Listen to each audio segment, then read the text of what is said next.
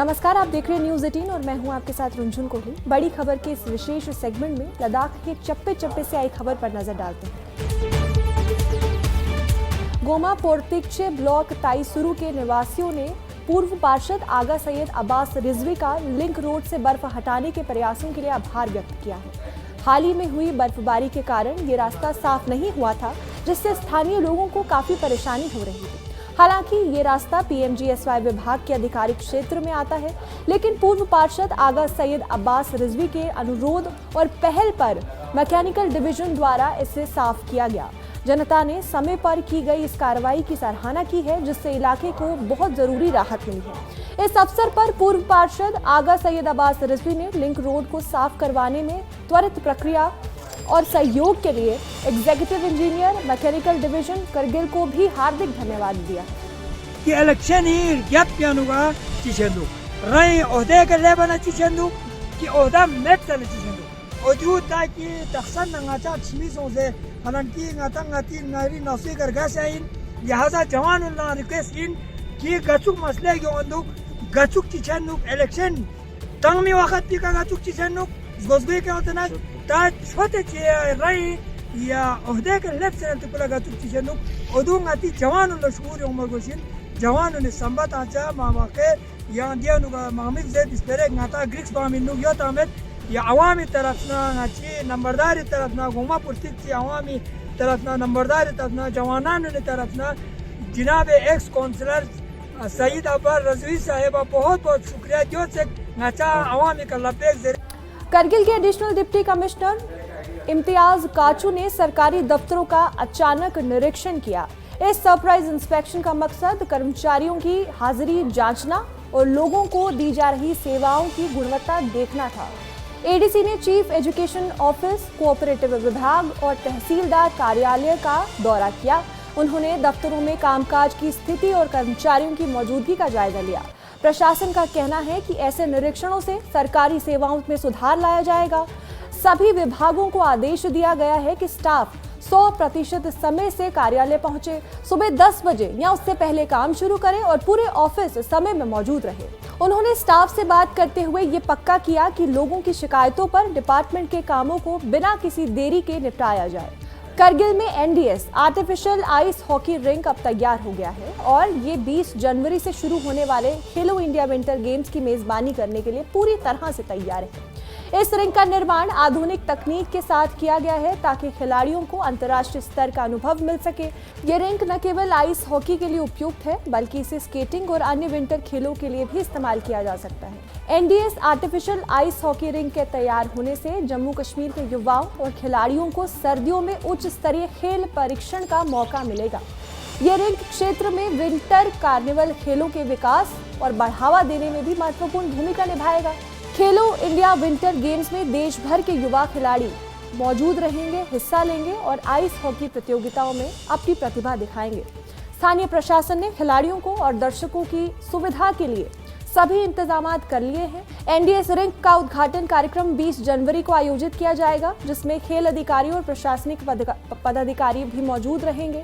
इस नए artificial ice hockey rink से करगिल को राष्ट्रीय और अंतर्राष्ट्रीय स्तर पर विंटर स्पोर्ट्स हब के रूप से पहचाना जाने की उम्मीद है। जो एनडीएस आइस हॉकी रिंग है जो विंटर गेम्स खेलते हैं, जहाँ पर आइस हॉकी रिंग, तो वो आर्टिफिशियल रिंग इस बार तैयार हो चुका है। जिस तरह से काफ़ी सालों से इसको एफर्ट लगा जा रहा था कि यूथ सर्विसेज स्पोर्ट्स की तरफ से ये आइस हॉकी रिंग बन चुके हैं। आप आर्टिफिशियल ये लद्दाख विंटर स्पोर्ट्स के मेंबर का कहना है कि ये दूसरा आइस हॉकी रिंग है एशिया में, जो पहले उत्तराखंड में, ये दूसरा लद्दाख में लेह में बना हुआ। तो ये आप तैयार हो चुका है, तो इससे खिलाड़ियों को, जो आइस हॉकी प्लेयर को काफ़ी फ़ायदा होगा। जिससे आज में जो ice hockey ring, artificial ice hockey ring जो कि चिलिंग प्लांट के ज़रिए उसको बर्फ़ को जमाया जाता है, उसको आज से फंक्शन में लाया जा रहा है। तो आज से जो बच्चों के बेसिक स्केट सिखाने के लिए आज से उपयोग में लाया। तो आप कुछ ही दिनों में जो 20 जनवरी से ये खेलो इंडिया विंटर गेम्स का आइस हॉकी पार्ट है वो यहाँ पर खेला जाएगा।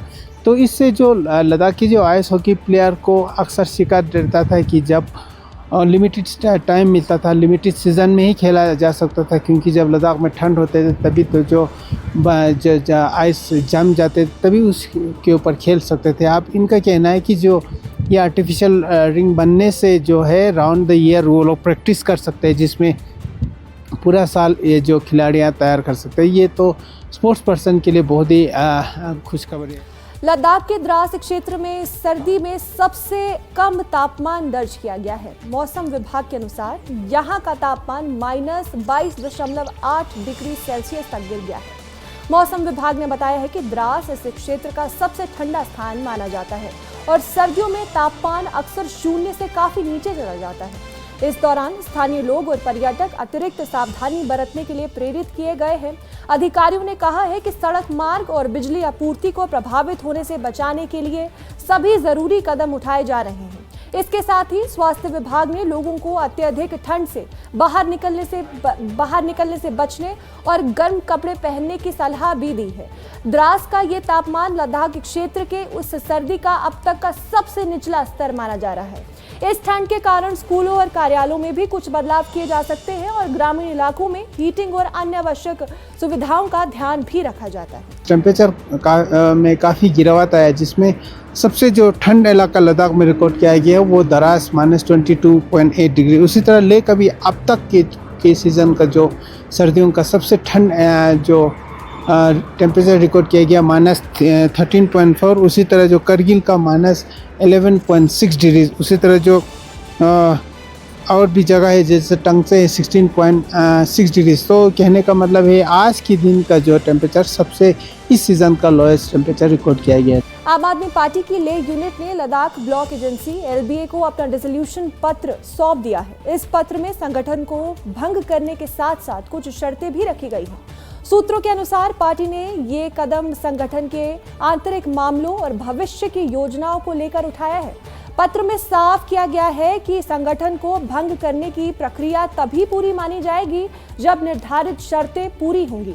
आपके स्थानीय पदाधिकारियों ने कहा है कि इस निर्णय का उद्देश्य संगठन की कार्यप्रणाली को और बेहतर बनाना है और आगामी राजनीतिक गतिविधियों के लिए तैयार करना है। LBA ने इस पत्र को प्राप्त कर लिया है और इसे नियमों के अनुसार आगे की कार्यवाही के लिए विचाराधीन बताया है। इस कदम के बाद लेह में राजनीतिक हलकों में चर्चा बढ़ गई है और लोगों की नजर अब पार्टी के अगले कदम पर है।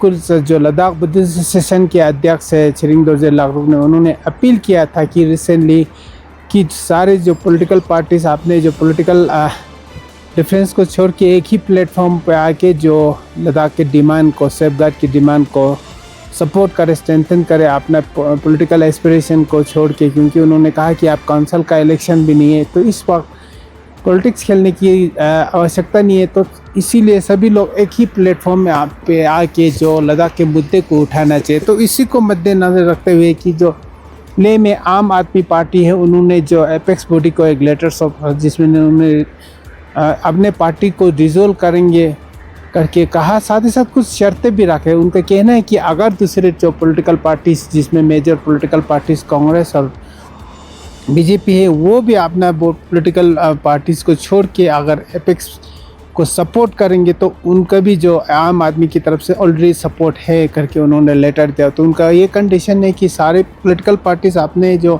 पॉलिटिकल पार्टीज को डिसॉल्व करके एपेक्स में शामिल होंगे। तो आम आदमी की तरफ से ऑलरेडी लेटर दे चुके। तो जिस तरह से आपको बता दूं, एपेक जो LBA के प्रेसिडेंट ने कुछ दिन पहले एक मीडिया को संबोधित करते हुए उन्होंने अपील किया था कि जो इस वक्त लद्दाख में हिल काउंसिल का इलेक्शन भी नहीं, तो पॉलिटिकल पार्टीज़ को अब पॉलिटिकल पार्टीज छोड़ के एपेक्स में शामिल होना चाहिए। तो इसी को मद्देनज़र रखते हुए कि आम आदमी पार्टी ने अपने रिजोल्यूशन जो डिसॉल्व होने का जो लेटर है LBA को सौंपा, साथ ही साथ उन्होंने कंडीशन भी रखे अगर वो लोग दूसरी जो पार्टी से वो भी डिसॉल्व करे तो वो ये आम आदमी डिसॉल्व होंगे।